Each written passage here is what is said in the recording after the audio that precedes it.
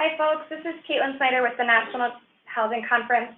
We're going to go ahead and get started. We have a really great presentation for you today from Sergeant Phillip with the Low Income Investment Fund. Before we get started with his presentation, I just wanted to run through a few policy and NHC updates. So first, I wanted to start with the Senate appropriations and just kind of where Congress is with fiscal year 2019 appropriations. So yesterday, the Senate Transportation, Housing, and Urban Development and Related Agencies Appropriations Subcommittee marked up the 2019 funding bill. The Senate allocated $44.5 billion, while the House allocated $43.6 billion. Some of the highlights from the Senate bill: they allocated $3.3 billion for community development block grants, $1.4 billion for home investment partnerships, $2.6 billion for homeless assistance grants, and of that $2.6 billion, $20 million is for new family unification vouchers, and $40 million is for new HUD-VASH vouchers. The final kind of highlight from the bill is that there's $260 million for lead hazard control. This is up $30 million from last year's number. And at this moment, the bill is not publicly released. These are kind of the highlights that they went over in the committee and what they've posted in their press release. The full bill will be released tomorrow during the full committee markup. That markup is happening at 10 a.m. And I also want to note that during the subcommittee markup, there were no amendments, but we expect amendments during the full committee markup. So that's kind of where the Senate is. On the House side, they have the Appropriations Subcommittee and full committee have completed their work on the transportation and HUD bill. So it's waiting in the House chamber for a full vote. And eventually the Senate will get there too. And we're expecting the THUD bill to be packaged with 2 or 3 other bills, and then it'll be packaged into some kind of minibus, and we'll see what shakes out between now and September 30th when the funding for the federal government runs out. So that's a quick download on appropriations. Related to appropriations is the rescissions package. So you may have seen yesterday the White House put out a revised rescissions package. The original one had $234 million in rescissions from housing and community development programs. They were in HUD's Public Housing Capital Fund, Treasury's Capital Magnet Fund, and USDA's Rental Assistance Program and Rural Communities Facilities Program. So across all of those programs, there was $234 million rescinded. In this revised rescissions package, it lowers the amount for the Capital Magnet Fund from $151 million to $141 million, so $10 million decrease, but still a rescission. And it also lowers the amount rescinded from the Public Housing Capital Fund from $34 million to $31.9 million. On the Public Housing Capital Fund, there was 4 separate rescissions from different fiscal years. This rescission only impacts the fiscal year 2017. The other rescissions from the 3 other fiscal years remain exactly the same.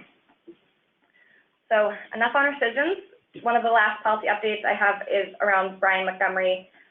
He was confirmed as FHA Commissioner 2 weeks ago, and we're very excited to see his nomination move forward and have him installed at HUD. So thank you to everyone who signed on to NHC's letters and the many other letters calling for the Senate to move his nomination forward. Around nominations, Senator McConnell yesterday announced that most of August recess will be canceled, and he's expecting in that new time they have to move forward these appropriations bills and to move forward outstanding nominations. One of the big outstanding vacancies at HUD is the Assistant Secretary for Public and Indian Housing. Robert Kurtz has been named as the nominee. He testified before the Senate Banking Committee, and they favorably reported his nomination to the full floor. So we are just waiting on a Senate vote for his nomination, but he's one of the last big ones at HUD that's still outstanding. And finally, I want to close with some NHC updates. Our Gala and Policy Symposium are next week on June 14th and 15th. At the gala, we're going to be honoring Nancy Andrews of the Low Income Investment Fund. She is their former CEO who has just retired. And we'll also be honoring Team Detroit And Team Detroit consists of Dan Gilbert of Quicken Loans, Linda Smith with You Snapback, and Detroit Mayor Duggan. So then the next day, we're going to be having the policy symposium, and that's where we'll dive a little bit more into the policies behind LIIF and Team Detroit's work. So we're going to be focusing on the future of Detroit and what it takes to make public-private partnerships work effectively. And Mayor Duggan will be keynoting that event. So tickets for both events are available on our website, and I'm looking forward to seeing many of you at those events. So with that, I will pause, and before I turn it over to Sajan, you can submit questions throughout the webinar. On your GoToWebinar dialog, there is a questions box, so please type them in there throughout the webinar, and we will answer them after his presentation. And if you are having any difficulties, you can access help at that link. But with that, I will turn it over to Sajan for his presentation. Sajan, are you still with us? Yep, I'm here. Great.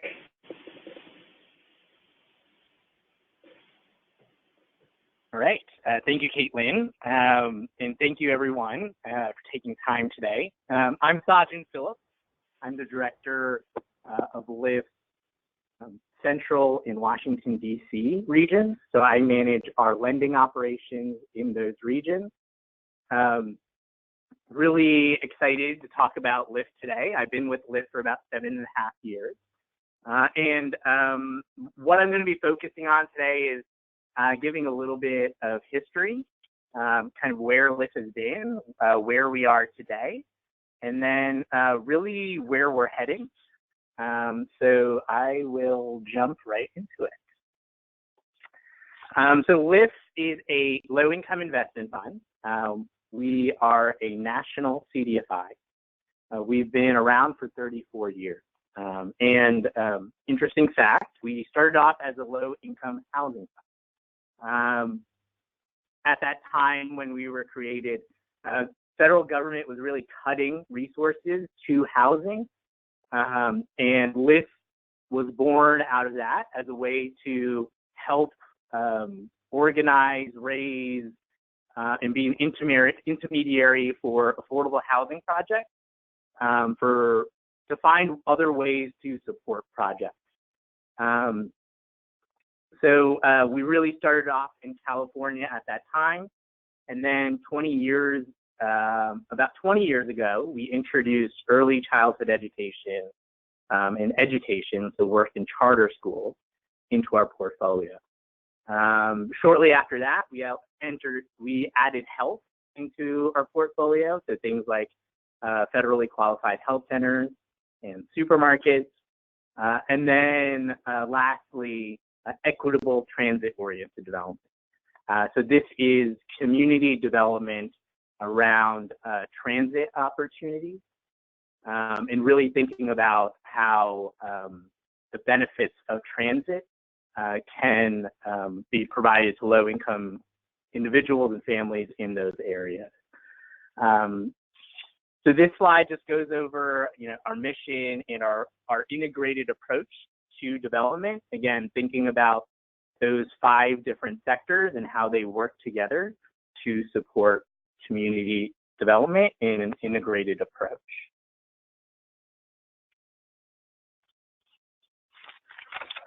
So this next slide just really focuses on how we do it. LIIF takes investments from investors, typically banks, philanthropic sources, government sources, and then we use that capital as an intermediary to provide capital for people and places, for community development capital projects like affordable housing, charter schools, health centers, supermarkets, early childhood education. So what LIIF really is an intermediary. And we do this through a number of tools. We have our general loan funds. We have structured funds, so funds that are designed specifically to solve a specific issue. Things like affordable housing preservation or food access or early childhood education.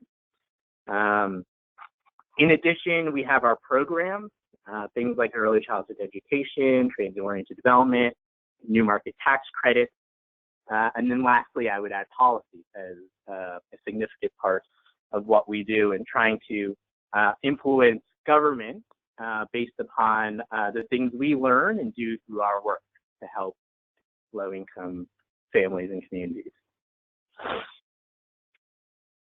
So this is where LIIF is and where we do our work. I wish I had the slide that showed what we were 34 years ago and how that's progressed. We started off in San Francisco and have significantly grown. And I like describing ourselves as small and mighty. We do a lot nationally and have done work in nearly all the states, not all the states quite yet, and see ourselves continuing to grow and support communities throughout America. So our impact, what have we done? So these are some highlights of what we've done over these last 34 years. Supporting 73,000 units of affordable housing, child care slots, spaces at schools, charter schools. I'm going to add a little bit to this. So $2.3 billion invested over this period of time. In 1994, so this was our first 10 years of operation, over almost 25 years ago. In 1994, we had invested $55 million in capital. We had $61 million in capital under management, and we had net worth of $6 million. Fast forward to 2018, so nearly 25 years later, and that $55 million has grown to $2.3 billion. That $61 million of capital under management has now grown to $710 million of assets under management. And $6 million of net worth has grown to $100 million. This just describes a little bit of Nancy's legacy and what she's done to grow our organization. An extraordinary trajectory, both kind of financially, but in terms of impact, as you can see on the slide. And just kind of also give some sense of scope and size. This year alone, we are lending over $200 million just this year. So really, again, just have seen extraordinary growth in that time on our balance sheet and lending and our programs. So that could be the end of the story, right? We've done amazing things, and we're going to continue to do amazing things, but it isn't. In LIIF's culture, we believe there's three pillars of success, and it first starts with our investing. We provide capital into communities and do what we believe our mission is in supporting low-income individuals and families towards poverty alleviation. In that investment, we kind of discover and learn through data and experience and what's working and what isn't. And we use that knowledge to transform our organization, but also the market, how government and philanthropic sources view the market. So again, kind of invest in what works. We discover the best idea. And then we transform through vision, knowledge, and voice. And that's really what our culture is about. So we've, over these last 34 years, have learned a lot. And I think our sector in general has learned a lot. And part of that process, about 6 years ago, Nancy and the Federal Reserve Bank of San Francisco wrote a a book, Investing in What Works. It was a compilation of essays from a variety, a large group of folks who are kind of key pillars in the community development sector. And it was really a reflection on kind of what have we done over the last 50 years, and did it work, and what have we learned, and what's our future. And it was an extraordinary compilation and review of what our industry has done. And it really concluded that this argument around whether our work should be focused on people or place has kind of ended, and it's not either or, but it's both and, that it's really about people and place, and that through integrated, holistic approaches, that is the future of community development, that combining all aspects of community development, those 5 impact pathways that I described earlier, really around housing, health, education, early childhood education, transit-oriented development. When you combine these aspects of community development in an integrated, holistic way, it'll deliver the best outcomes for low-income families.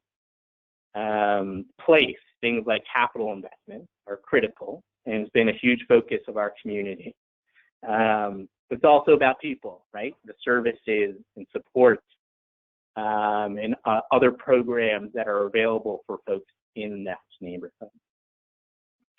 So again, the book was hugely influential in our work and significantly shifted our course. We started to focus and prioritize initiatives that integrated aspects of community development more. And you can see that in our general lending and our new market tax credits program, where we start focusing our scarce resources towards these more integrated, holistic approaches to community development.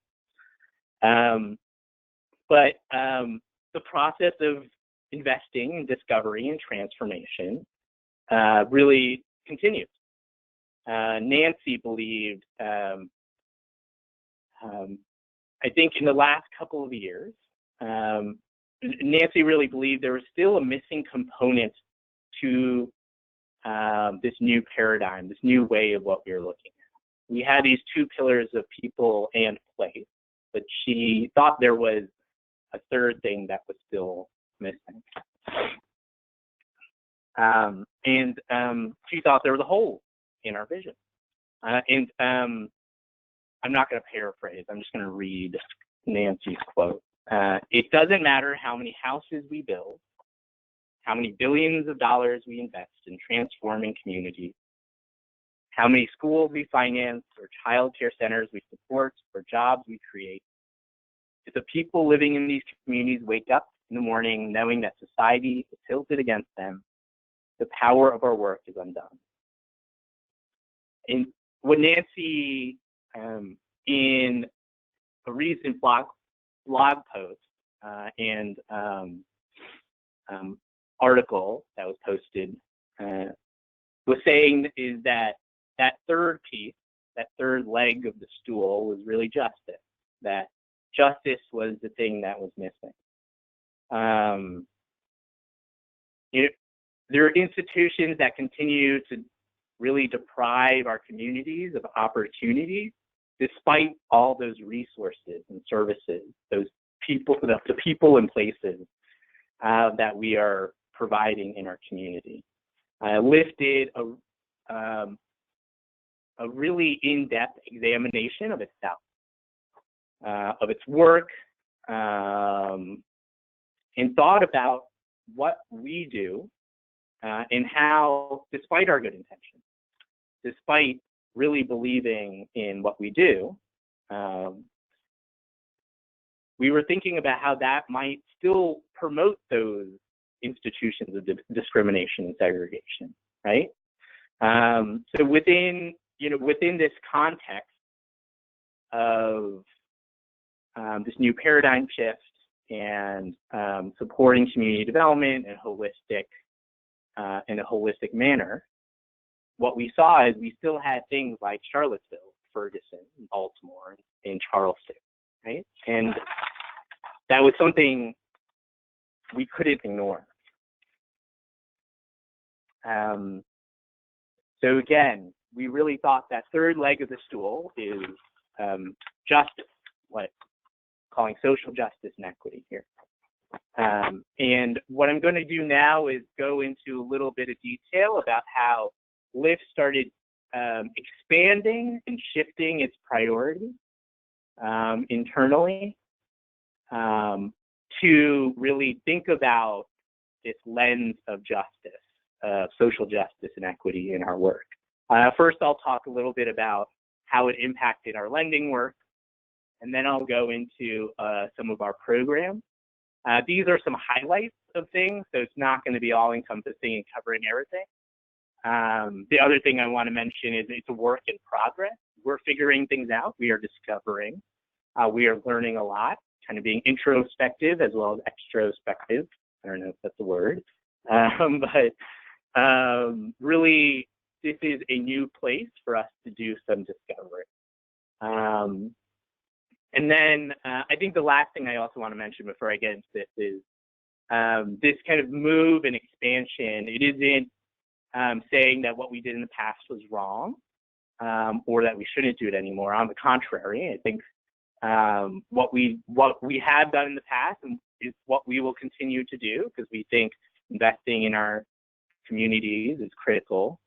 But this is, again, that kind of both and, expanding and just re-examining some of our work. So within lending, some things that we've prioritized or have introduced are things like preservation funds around affordable housing acquisition, housing in high opportunity areas, mixed income housing in diverse by design charter schools. In terms of the new housing options, some of our thought is around what we're seeing in the marketplace is a number of our communities that have received investments over years are now experiencing gentrification, growing opportunity and options. But what's happening is folks are getting priced out. People who've lived in that community, people who've committed to that community. So things like preservation funds around affordable housing have become really critical in preserving affordable options in gentrifying neighborhoods where there are increasing opportunities. That same thing goes with finding housing in high opportunity areas. And a part of the thinking around this is traditionally, or not traditionally, but oftentimes affordable housing can be centered in lower or moderate income areas, but really concentrating poverty. And the thought around creating options in higher opportunity areas also goes with the idea of kind of desegregating or deconcentrating poverty areas. That goes along with mixed income housing as well. This is an opportunity to, again, instead of segregating and concentrating poverty, really creating places where we fight against those institutional problems in our housing market and desegregating some housing markets. Lastly, diverse by design charter schools. Diverse by design charter schools are charter schools that intentionally think about diversity, both socioeconomically and racially, in their student population as a critical piece of their education curriculum. They see diversity as a kind of pillar of a successful student. What diverse by design charter schools typically have are lower percentages of free and reduced lunch students. Typically, we might see 90% at the schools that we serve in low-income neighborhoods. Diverse by design schools might be something between 40, 50, or 60% free and reduced lunch. But again, these schools really promote diversity, inclusion, equity, and make this a part of their curriculum. And by doing so, they help to desegregate our school district. Folks may know, they may not know that some of the school districts that we work in actively, New York, New Jersey, that is where I live, so I'm going to call those out, are some of the most segregated in America. So these schools help to create less segregated schools. So programs like these are programs that we've started to prioritize and think about and expand into as a part of our new focus in the social justice and equity lens that we use in our programs. Next, I want to talk a little bit about our early childhood education program.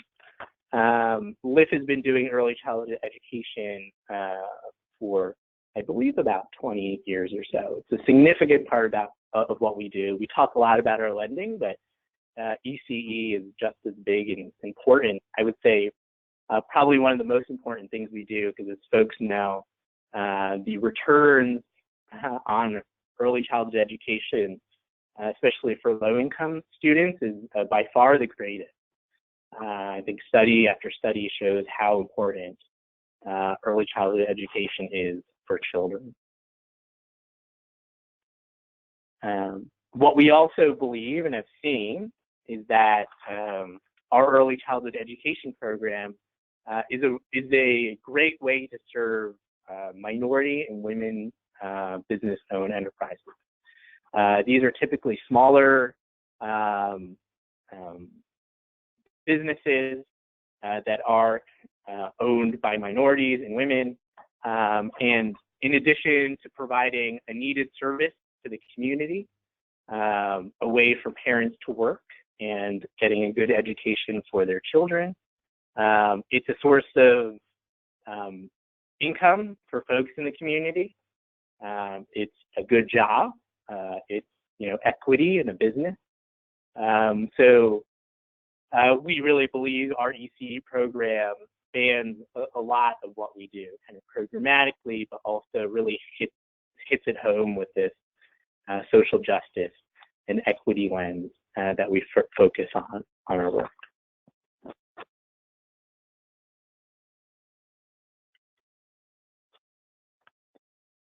The next kind of programmatic focus I want to talk about is our work with purpose-built communities, and more generally kind of integrated holistic communities, but again, kind of specifically with purpose-built. Purpose-built community is a network of 18 communities nationally. And the network in these communities have kind of three pillars to what they really focus on and do. The first is defining a specific neighborhood within which they work within, usually 5,000 to 15,000 people within this community. And the idea there is to really be able to do something at scale where you can make a difference and change something within a neighborhood. The second aspect of purpose-built community is three components. They're mixed income housing, cradle to college education pipeline, and community wellness. This really overlaps with LIIF's approach to community investment as well, our 5 impact pathways. These three components are on the capital and human capital side. What Purpose-Built really believes is necessary to create a thriving community. Things like, again, mixed income housing, charter schools, early childhood education, college opportunities, YMCAs, federally qualified health centers, all within the bounds of a single community. And then all of those things are tied together by the last component, a community quarterback. The community quarterback's job is to really make sure all of these services within a community work together to serve those community members, especially those who are low income and underserved. What LIIF really believes and what the What Works book really lifted up was the strengths and benefits of this type of community development approach, that this really resulted in the most amount of impact to community members. One key component of this is really empowering the community through the community quarterback and giving the community ownership over its destiny and how it will use the resources and opportunities it has. And that's where the kind of social justice and equity part comes into the purpose-built model. It's really about empowering this community with these resources, but they own the resources. And having kind of been involved with and connected with Purpose-Built for years, it's really inspiring their focus on social justice and equity, and how that is such an integral and key part. And seeing kind of the faces of the people who own and run these quarterbacks, who are the ones who are making the decisions. They are folks who live in the community and are part of the community. So the purpose-built model is something LIIF has been really supportive of. We've directed a lot of our scarce resources, things like new market tax credits, HFFI, our Healthy Food Financing Initiative, because of this, just integration of the people, place, and justice within a single model.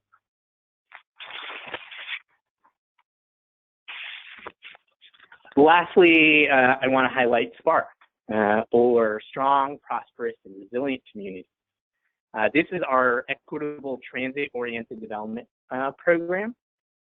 This program is a combination of technical assistance and grants and capital. And the purpose of the program is to really help communities with large transit opportunity. The communities that are expecting a significant investment into transit, help these communities really engage with the process of allocating the resources from this transit and making sure those resources are just distributed to the community members who are in this area, especially those who are typically left out of the process, lower income individuals and families. What I've seen that's been really incredible about this program, it's a huge program, multi-city through kind of America.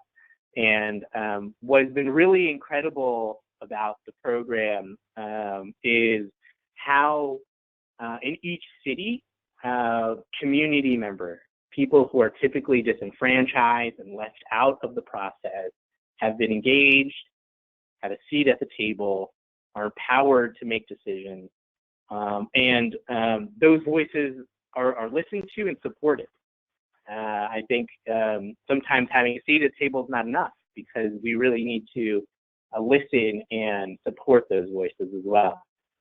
So one of the real strengths, I think, of SPARK and how it relates to our social justice and equity work is really empowering these communities to have a voice at the table on how what will be trillions of dollars in transit-oriented development, how that will impact their communities and how they can benefit from those communities and remain in those communities. Examples of what we're seeing is in Atlanta, I think, is one of the best examples with their Beltline. It's this large kind of greenway walking and bike path that's being created around Atlanta. What is happening is communities along that Beltline are suddenly experiencing significant gentrification and spikes in the cost of housing.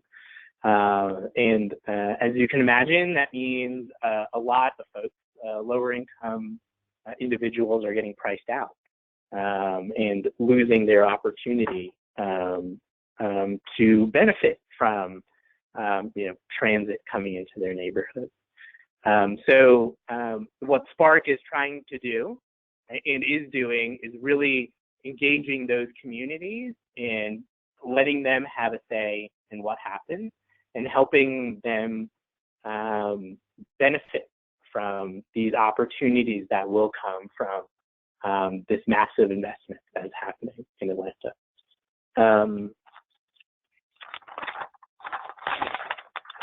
So in conclusion, I just want to say, I think you'll see in my presentation, historically, and we will continue to really focus on our impacts as it relates to the dollar amounts and units and seats in schools and square footage and things like that.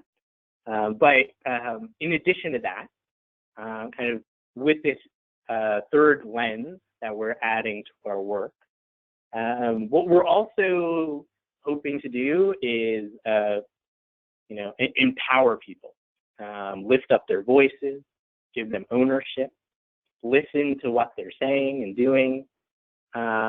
There was this really interesting study I read recently about 2 communities that have experienced massive investment. One was a community in a higher income neighborhood outside of San Francisco that built affordable housing.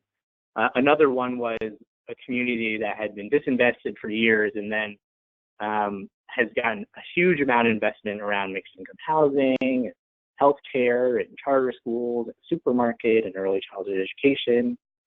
And a survey was done among residents of these areas and around kind of, what's missing, what do they need?